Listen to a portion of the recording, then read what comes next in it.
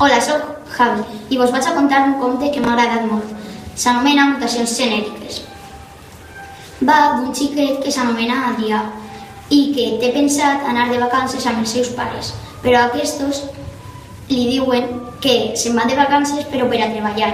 Aleshores té que anar amb un avi que no coneix i pensa que va ser l'estiu més avorrit de tota sa vida. Quan va anar amb l'avió fins a Espanya per a veure el seu avi, va descobrir que era un científic molt famós que s'estava amagant dels periodistes i les màfies.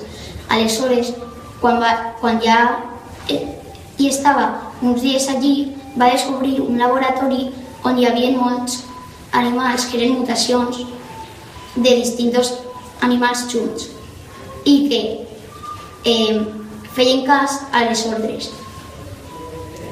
Però un dia el professor va eixir a comprar el menjar i li varen raptar uns mafiosos.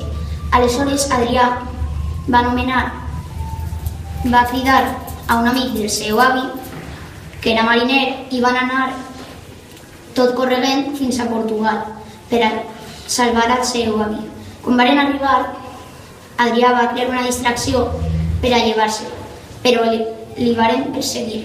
Aleshores el seu amic va cridar la policia i varen capturar els mafiosos. I després vos deixo així perquè no puc dir-vos què ocorre.